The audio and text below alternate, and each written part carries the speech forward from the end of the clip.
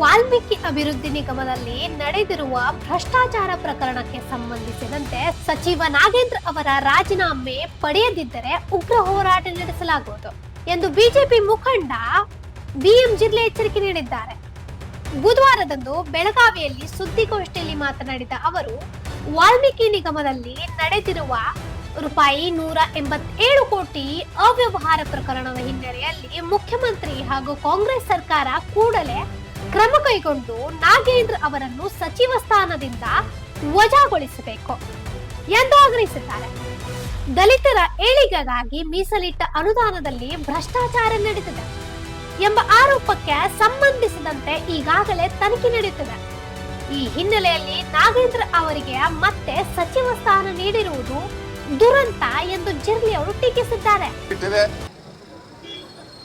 ನಮ್ಮ ಜಿಲ್ಲಾ ಅಧ್ಯಕ್ಷರ ಇಬ್ಬರು ಜಿಲ್ಲಾ ಅಧ್ಯಕ್ಷರ ನೇತೃತ್ವದಲ್ಲಿ ಬಹುತೇಕ ಬಹಳ ದಿವಸಗಳ ನಂತರ ಇಷ್ಟೊಂದು ಉಗ್ರವಾಗಿರುವಂಥ ಹೋರಾಟ, ಅಹೋರಾತ್ರಿ ಹೋರಾಟ ಬಹಳ ವ್ಯವಸ್ಥಿತ ರೀತಿಯಲ್ಲಿ, ಶಾಂತ ರೀತಿಯಲ್ಲಿ ಮಾಡ್ತಾ ಇರುವಂಥ ಎಲ್ಲ ನನ್ನ ಕಾರ್ಯಕರ್ತರಿಗೆ ನಾನು ಅಭಿನಂದನೆಗಳನ್ನು ಈ ಸಂದರ್ಭದಲ್ಲಿ ಸಲ್ಲಿಸಲಿಕ್ಕೆ ಇಚ್ಛಪಡ್ತಾ ಇದ್ದೇನೆ.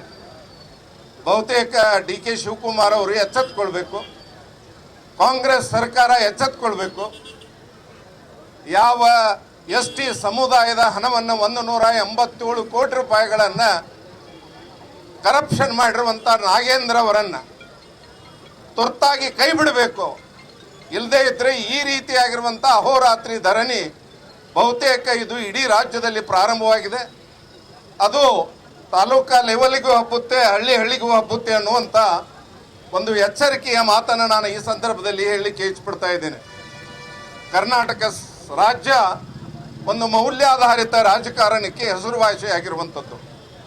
ಅಂಥದ್ರಲ್ಲಿ ಯಾವ ಸಿದ್ದರಾಮಯ್ಯನವರು 2024ರಲ್ಲಿ ಅವರು ಮುಖ್ಯಮಂತ್ರಿಗಳಾಗಿದ್ದಾಗ ಈ ರೀತಿಯಾಗಿ ಒಂದು ಆಪಾದನೆ ಬಂದಾಗ ಅದು ವಾಲ್ಮೀಕಿ ನಿಗಮ, ಇಟ್ ಈಸ್ ಎ ನಿಗಮ run by the government of Karnataka, ಅದು ನಾಗೇಂದ್ರ ಅವರ ಮಿನಿಸ್ಟ್ರಿಯ ಕೆಳಗಡೆ ಬರ್ತಾ ಇತ್ತು. ಎಸ್ ಟಿ ಸಮುದಾಯದ ಹಣವನ್ನು ಆನ್ಲೈನ್ 187 ಕೋಟಿ ರೂಪಾಯಿಗಳನ್ನು ವರ್ಗಾವಣೆ ಮಾಡಿರುವಂಥದ್ದು ಒಂದು ಐತಿಹಾಸಿಕ, ಒಂದು ಕಪ್ಪು ಚುಕ್ಕೆ ಕರ್ನಾಟಕ ರಾಜ್ಯ ಒಂದು ರಾಜಕೀಯ ಇತಿಹಾಸದಲ್ಲಿ. ಈ ಒಂದು ವಿಚಾರವನ್ನು ತೆಗೆದುಕೊಂಡು 2024ರಲ್ಲಿ ನಾವು ಹೋರಾಟ ಮಾಡಿದಾಗ ಮುಖ್ಯಮಂತ್ರಿಗಳಾಗಿದ್ದಂಥ ಸಿದ್ದರಾಮಯ್ಯನವರು it is prima facie appears to be true ಅಂತ ತಿಳ್ಕೊಂಡು ಯಾವುದೇ ಮುಲಾಜಿಲ್ಲದೆ ಅವರ ಒಂದು ರಾಜೀನಾಮೆಯನ್ನು ತೆಗೆದುಕೊಂಡಿದ್ರು. ಅದರ ನಂತರದಲ್ಲಿ ಇನ್ವೆಸ್ಟಿಗೇಷನ್ ಪ್ರಾರಂಭವಾಯಿತು, ಇಡಿ ರೇಡ್ಗಳಾದವು, ಇನ್ವೆಸ್ಟಿಗೇಷನ್ ಚಾಲುವಾಗಿ ಚಾರ್ಜ್ ಶೀಟ್ಗಳನ್ನು ಹಾಕಿದ್ದಾರೆ. ಇವತ್ತು ಕೋರ್ಟು ಮುಂದೆ ಈ ಮ್ಯಾಟರ್ ಪೆಂಡಿಂಗ್ ಇದೆ.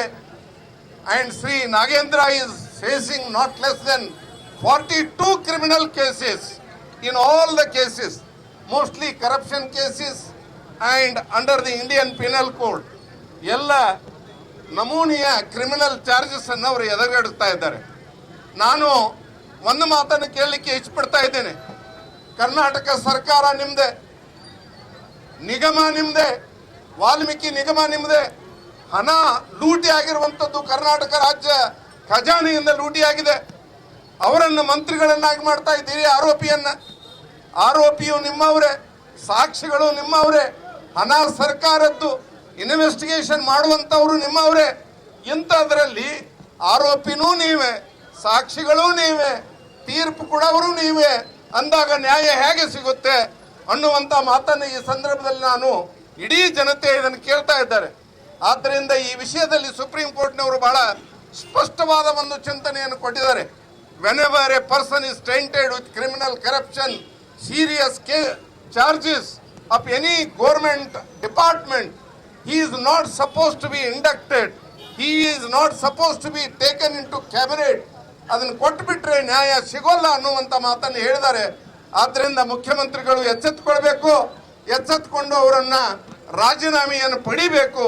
ಇಲ್ಲದೇ ಇದ್ರೆ ಈ ಉಗ್ರ ಹೋರಾಟ ಇನ್ನೂ ನಡೆಯುತ್ತೆ ಅನ್ನುವಂಥ ಮಾತನ್ನ ಈ ಸಂದರ್ಭದಲ್ಲಿ ನಾನು. ಕರ್ನಾಟಕದ ಖಜಾನೆಗೆ ನಷ್ಟ ಉಂಟು ಮಾಡಿರುವ ಆರೋಪ ಎದುರಿಸುತ್ತಿರುವ ನಾಗೇಂದ್ರ ಅವರಿಗೆ ಸಚಿವ ಸ್ಥಾನ ನೀಡಿರುವುದು ಸರಿಯಲ್ಲ. ಪ್ರಕರಣದ ತನಿಖೆ ಪೂರ್ಣಗೊಳ್ಳುವವರೆಗೆ ಅವರನ್ನು ಸಚಿವ ಸ್ಥಾನದಿಂದ ದೂರವಿಡಬೇಕು ಎಂದು ಒತ್ತಾಯಿಸಿದರು. ಬಿಜೆಪಿ ಗ್ರಾಮೀಣ ಜಿಲ್ಲಾಧ್ಯಕ್ಷ ಸುಭಾಷ್ ಪಾಟೀಲ್ ಮಾತನಾಡಿ, ಕಳಂಕಿತ ಸಚಿವ ನಾಗೇಂದ್ರ ಅವರನ್ನು ವಜಾಗೊಳಿಸದಿದ್ದರೆ ಜಿಲ್ಲಾಧಿಕಾರಿ ಕಚೇರಿಗೆ ಮುತ್ತಿಗೆ ಹಾಕಿ ಪ್ರತಿಭಟನೆ ನಡೆಸಲಾಗುವುದು ಎಂದು ಎಚ್ಚರಿಕೆ ನೀಡಿದರು. ಪರೀಕ್ಷೆ ಮಾಡುವ, ಯಾಕಂದ್ರೆ ರಾಜೀನಾಮೆ ಕೊಡ್ಬೇಕಂತೇಳಿ ಇವತ್ತು ಎಲ್ಲಾ ಜಿಲ್ಲಾ ಕೇಂದ್ರಗಳ ಅಹೋರಾತ್ರಿಗಳು ಧರಣಿಗಳು ನಡೆದಾವ. ಸದನದಲ್ಲಿ ಕೂಡ ನಮ್ಮ ಶಾಸಕರು ಕೂಡ ಹೋರಾಟವನ್ನ ಮಾಡ್ತಾ ಇದ್ದಾರೆ. ಕಳಂಕಿತ ಸಚಿವರನ್ನು ಇಟ್ಟುಕೊಂಡು ಈ ರಾಜ್ಯದಲ್ಲಿ ಸರ್ಕಾರ ಮಾಡಬಾರ್ದು ಮತ್ತು ತಕ್ಷಣ ಆ ಕಳಂಕಿತ ಸಚಿವರನ್ನ ಸರ್ಕಾರದಿಂದ ವಜಾ ಮಾಡ್ಬೇಕಂತ ನಾವು ಆಗ್ರಹವನ್ನ ಮಾಡ್ತೀವಿ. ಅವರ ಎಚ್ಚೆತ್ತುಕೊಂಡು ಇವತ್ತ ಆ ಕಳಂಕಿತ ಸಚಿವರನ್ನು ವಜಾ ಮಾಡಲಿಲ್ಲ ಅಂದ್ರೆ ನಾಳೆಯಿಂದ ನಮ್ಮ ಉಗ್ರವಾದಂತಹ ಹೋರಾಟಗಳು ಪ್ರಾರಂಭವಾಗ್ತಾವ. ರಸ್ತೆ ತಡೆ ಇರ್ಬೋದು, ಜಿಲ್ಲಾಧಿಕಾರಿಗಳ ಕಚೇರಿಗೆ ಮುತ್ತಿಗೆ ಹಾಕುವಂತ ಕಾರ್ಯಕ್ರಮ ಇರ್ಬೋದು, ಸರ್ಕಾರಕ್ಕೆ ಪರೀಕ್ಷೆ ಸೇವೆ ಕೊಡುವಂತ ಹೋರಾಟಗಳು ಇನ್ನು ಪ್ರಾರಂಭ ಆಗ್ತಾ ಇದ್ದಾವ.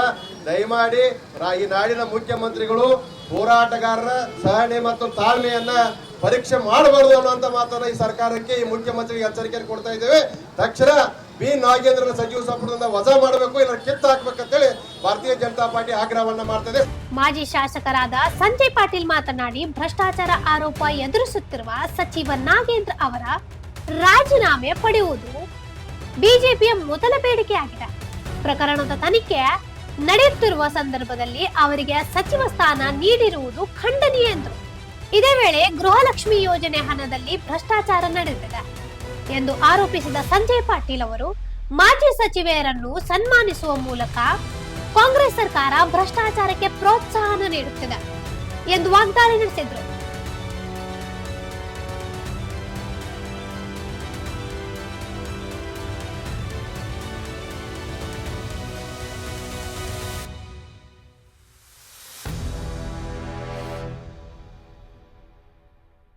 ಮತ್ತು ಈಗ ಹೊಸ ನೈ ಹನಿಮೂನ್ ಪೀರಿಯಡ್ DK ಶಿವಕುಮಾರ್ ಅವರ ಸರ್ಕಾರ, ಎರಡೂ ಸರ್ಕಾರ ಕೂಡಿ ಭಾರತ ದೇಶದಲ್ಲಿ ಇರುವಂಥ ಎಲ್ಲ ಭ್ರಷ್ಟಾಚಾರಿಯವರಿಗೆ ಹಿಂದಾಕಿ ಎಲ್ಲ ರೆಕಾರ್ಡ್ ಮುರಿದ ನಮಗಿಂತ ಮುಂದೆ ಹೋಗುವಂಥ ಶಕ್ತಿ ಯಾರ ಕಡೆ ಇಲ್ಲ ಅಂತ ತೋರಿಸ್ಕೊಡುವಂಥ ಕೆಲಸ ಈ ಸರ್ಕಾರ ಮಾಡ್ತಾ ಇದೆ.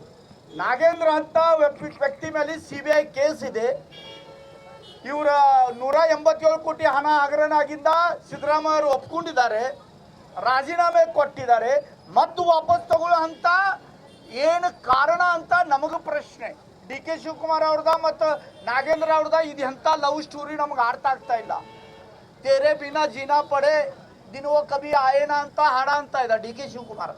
ಮತ್ತು ನಾಗೇಂದ್ರನು ಮೈ ಅವ್ರ ತುಮ್ ಅವ್ರ ಮೈ ದೋನೋ ಮಿಲ್ಕೆ ಇತಿಹಾಸ ರಚಂಗೆ ಅಂತ ಇವರಿಬ್ಬರು ಕೂಡಿ ಇಡೀ ಭಾರತ ದೇಶದಲ್ಲಿ ಇತಿಹಾಸ ಒಂದು ಇಡ್ತಾ ಇದ್ದಾರೆ ಎಲ್ಲರೂ ಎದುರುಗಡೆ, ಕಣ್ಣರ ಎದುರುಗಡೆ.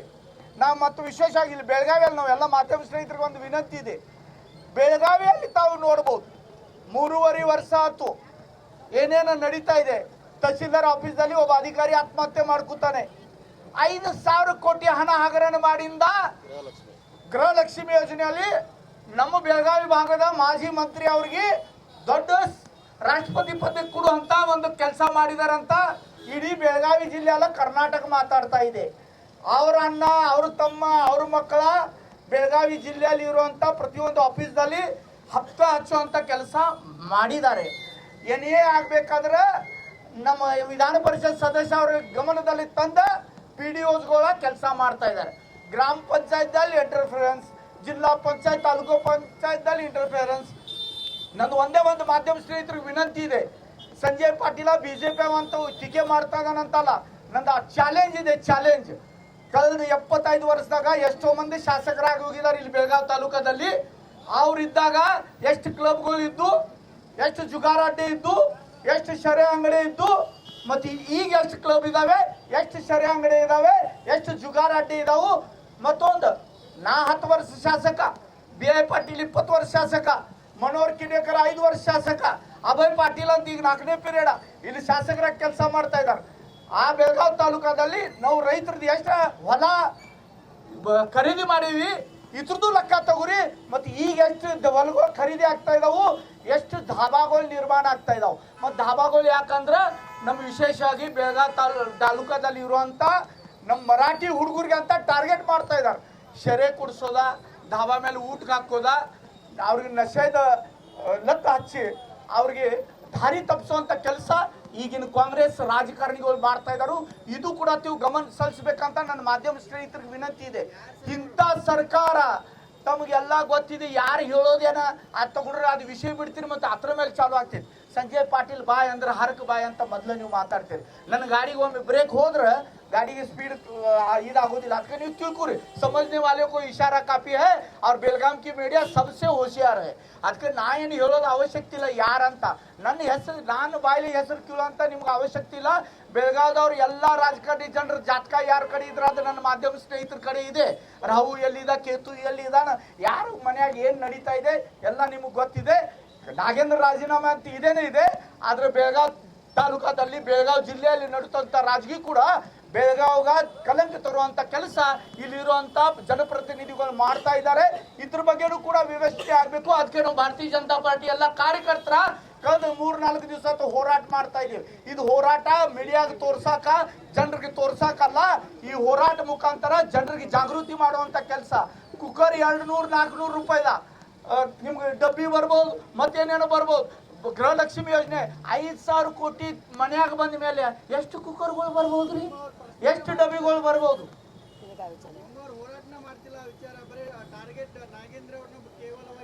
ಈಗ ನಾ ಚಾಲು ಮಾಡ್ನಲ್ಲ ಸರ್, ಸಂಜಯ್ ಪಾಟೀಲ್ ಗಾಡಿ ಈಗ ಪೆಟ್ರೋಲ್ ಹಾಕ್ಯಾನು ಚಾಲು ಆತು. ಈಗ ನೀವು ಚಾಲು ಮಾಡ್ರಾಗ ನಮ್ಮ ಮೊದಲನೇ ದಿವಸ ನಮ್ಮ ಇಲ್ಲಿ ಕಾರ್ಯಕರ್ತರು ನಿಂತು ಜೋರು ಹೋರಾಟ ಮಾಡಿದಾರ, ಕೇಳಿದಾರ. ಅವ್ರಿಗೂ ಇದು ವಿಷಯ ತಿಳಿಸ್ತೀವಿ. ಇದು ಬೆಳಗಾವದ ಕೆಲಸ ಇದೆ. ನಿಮಗೂ ನಾವು ವಿನಂತಿ ಮಾಡ್ತೇನೆ, ಬೆಳಗಾವ್ ಮೇಲೆ ಅನ್ಯಾಯ ಆಗಬಾರ್ದು. ಬೆಳಗಾವ ಯುವಕರ ನಶೆದಲ್ಲಿ ಇದಾಗಬಾರ್ದು. ಅದಕ್ಕೆ ನೀವು ಕೂಡ ನನಗೆ ಸಹಕರಿಸ್ರ ಅಂತ ಕೈ ಮುಗಿದು ವಿನಂತಿ ಮಾಡ್ತಾ ಇದ್ದಲ್ಲ.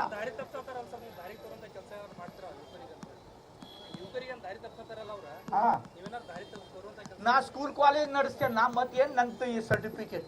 ನಾನು ಸರಸ್ವತಿ ಮಂದಿರ ನಡೆಸ್ತೇನೆ. ಮಕ್ಕಳಿಗೆ ಎಜುಕೇಶನ್ ಕೊಟ್ಟ ಅವ್ರಿಗೆ ಒಳ್ಳೆ ವ್ಯಕ್ತಿ ಮಾಡುವಂತ ಕೆಲಸ ಭಾರತೀಯ ಜನತಾ ಪಾರ್ಟಿ ಮಾಡ್ತೇವೆ. ದೇಶದ ಸಂಸ್ಕೃತಿ ಸಂಸ್ಕಾರ ಕೊಡುವಂತ ಕೆಲಸ ಬಿಜೆಪಿಯಲ್ಲಿ.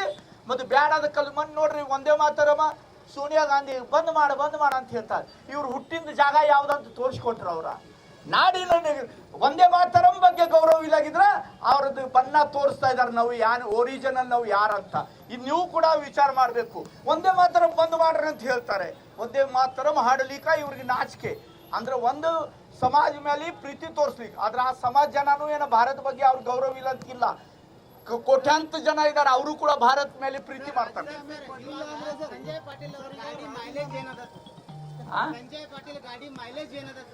ಸರ್, ನನ್ನ ಗಾಡಿದಾಗ ಪೆಟ್ರೋಲ್ ಹಾಕೋದು ಅವಶ್ಯಕತೆ ಇಲ್ಲ. ಅದು ಆಟೋಮೆಟಿಕ್ ಚಾರ್ಜ್ ಆಗ್ತೈತಿ. ಎಷ್ಟು ಗಾಡಿ ರನ್ ಮಾಡ್ತೇನೋ ಅಷ್ಟು ಚಾರ್ಜ್ ಆಗ್ತೈತಿ. ಈ ಹೋರಾಟ ಇನ್ನೂ ತೀವ್ರ ಸ್ವರೂಪ ಧಾರಣ ಮಾಡ್ತಿತ್ತಂತ ಈ ಸಂದರ್ಭದಲ್ಲಿ ಹೇಳಿ.